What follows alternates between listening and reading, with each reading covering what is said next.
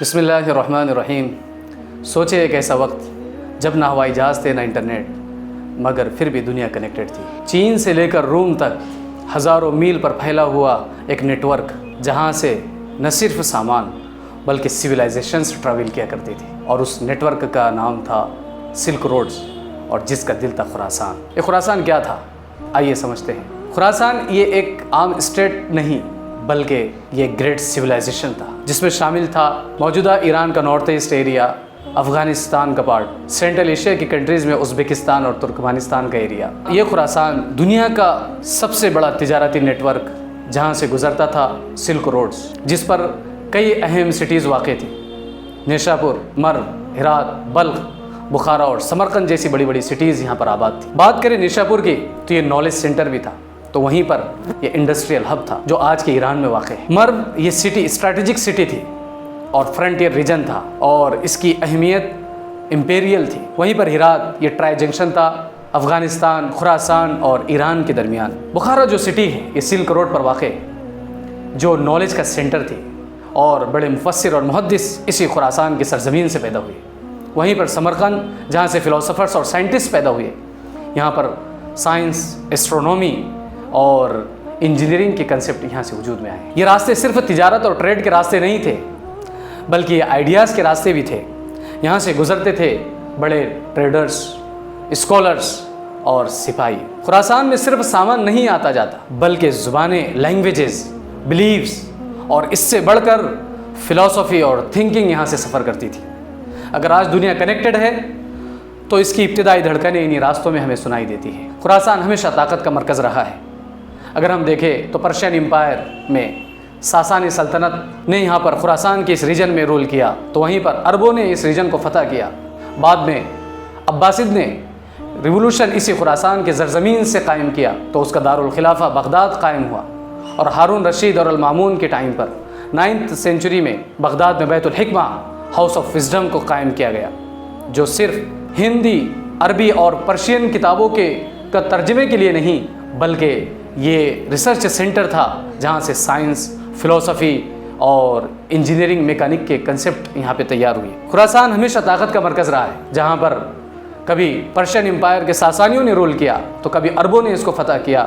وہیں پر عباسی انقلاب بھی اسی خراسان کی سرزمین سے سٹارٹ ہوتا ہے، اور آگے چل کر منگول نے حملے کیے تو پھر اس کے دارالخلافہ بغداد میں قائم ہاؤس آف وزڈم، بیت الحکمہ کو بھی تباہ کیا گیا، اور نیشاپور اور مرو جیسی سٹیز منگول کے حملوں سے تباہ ہوئی ہے۔ یہ خراسان صرف ٹریڈ سینٹر نہیں بلکہ علم کا مرکز بھی تھا۔ یہاں آئیڈیاز کرنسی ہوا کرتی تھی اور علم طاقت۔ The silk roads a new history of the world کا رائٹر پیٹر فرینکوپن لکھتا ہے کہ جو خراسان کو کنٹرول کرتا وہ دنیا کے ایک بڑے حصے کو کنٹرول کرتا تھا، چونکہ یہ خراسان نہ صرف تجارتی مرکز کے طور پر، اس کی سٹیز نہ صرف ایک کمرشل ہب کے طور پر تھی بلکہ یہ پاور سینٹر بھی یہاں پر تھا۔ یہاں کا جیو پولیٹکس اپنے پورے ورلڈ کے لیے کافی امپورٹنٹ تھا، کیونکہ خراسان ایسٹ اور ویسٹ کے لیے گیٹ وے کے طور پر کام کیا کرتا تھا۔ یہاں سے اٹھنے والی شخصیتیں جنہوں نے دنیا کو بدل دیا، اگر بات کریں یہاں کے اٹھنے والی شخصیتوں میں جنہوں نے نہ صرف قرآن اور حدیث اور فقہ اور تفسیر میں ہی کام نہیں بلکہ سائنس، فلسفی اور کنٹمپریری انوویشنز میں اپنا لوہا منوایا ہے۔ بات کریں الفارابی کی، جس کو سیکنڈ ٹیچر یعنی ایرسٹوٹل کے بعد جن کو سیکنڈ ٹیچر معلم ثانی کہا جاتا ہے، الفارابی جنہوں نے فلسفی اور لاجک میں کام کیا، رازی جنہوں نے میڈیسن میں اپنی کتابیں لکھی، وہیں پر ابن سینا کہ جنہوں نے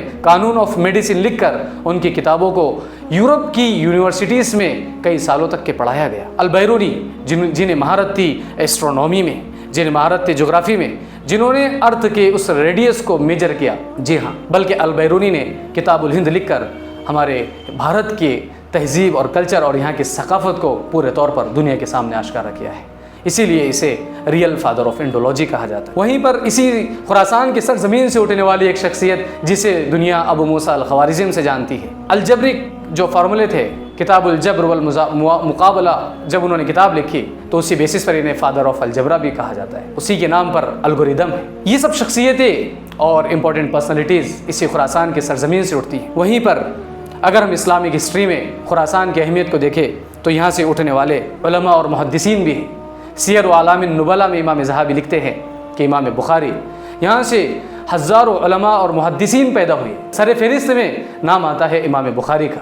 इमाम बुखारी, इमाम मुस्लिम, इमाम तिरमिज़ी, इमाम नसई और अबू दाऊद और इब्न माजा जैसे बड़े बड़े मुहद्दिस और मुफस्सिर इसी खुरासान की सरजमीन से उठती है। यहाँ सिर्फ इल्म नहीं पढ़ाया जाता, बल्कि यहाँ से इल्म को ज़िंदा किया जाता था। इसी खुरासान की जो दारुल खिलाफा बगदाद था, उस बगदाद में कायम हारून रशीद और अल-मामून की तरफ से कायम बैतुल हिकमा यानी हाउस ऑफ विजडम, जो हाउस ऑफ विजडम ने दुनिया के अंदर अलजबरा के डेवलपमेंट, ऑप्टिक्स में इनोवेशंस और एस्ट्रोनॉमिकल कैलकुलेशन और इंजीनियरिंग और मैकेनिक्स के एडवांसेस दुनिया के सामने पेश किया है। उसी में इब्नुल हैसम, जिसको फादर ऑफ ऑप्टिक्स कहते हैं, जिन्होंने किताबुल मनाजिर यानी लाइट और विजन पे काम करते हुए दुनिया के सामने न्यू इनोवेशंस ऑप्टिक्स में दिए। फिर मंगोल हमले में 1258 में इस हाउस ऑफ विजडम बैतुल हिकमा को तबाह कर दिया जाता है। साथ में निशापुर, जो आज के ईरान में एक शहर था, उस वक्त निशापुर जो नॉलेज सिटी था, इंडस्ट्रियल हब था, उसको तबाह कर दिया गया। साथ में मर्व,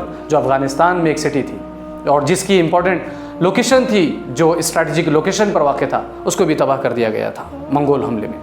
खुरासान ने सिर्फ साइंस नहीं बल्कि एक शनाख्त दी है। फिरदौसी और उमर ख़य्याम जैसे लिटरेचर, पोएट और फिलोसोफर्स हमें दिए, जिन्होंने लफ्ज़ों से कौमें बनाई। फिर एक और आवाज़ आई मोहब्बत की, जिसे हम जलालुद्दीन रूमी कहते हैं, जिसने स्पिरिचुअलिज़म और रूहानियत की शमा दुनिया में रोशन की।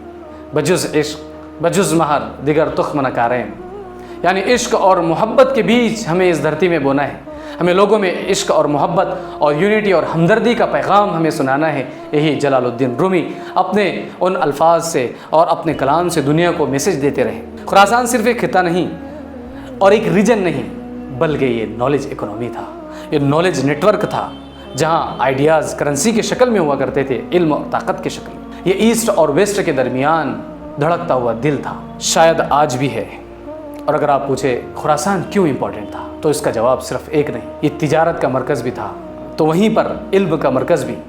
खुरासान जहाँ इल्म का मरकज़ था, तो वहीं ये दीन का मरकज़ भी, यानी नॉलेज सेंटर भी था तो दीन का सेंटर भी। इसीलिए तारीख़ का दिल खुरासान में धड़कता है। नेक्स्ट वीडियो में हम फिर कोशिश करेंगे कि आगे के पार्ट को आपके सामने पेश किया जाए, जिसमें हम ये देखेंगे कि खुरासान और उस टाइम की जो पर्शियन एम्पायर थी और रोमन एम्पायर, ख़ास तौर से रोम, फ़ारस और रोम, जिसका जिक्र कुरान में गुलिबतिर रूम फ़ी अदनल अर्दि व हुम मिन बादि ग़लबिहिम सयग़लिबून, जब आप सल्लल्लाहु अलैहि वसल्लम इस दुनिया में आए तो उस वक्त 2 सुपर पावर एम्पायर थी और वो आपस में लड़ रही थी, उनके दरमियान में जंगें थी।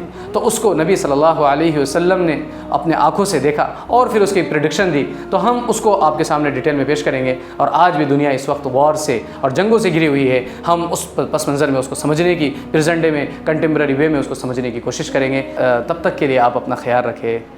अस्सलामु अलैकुम व रहमतुल्लाह।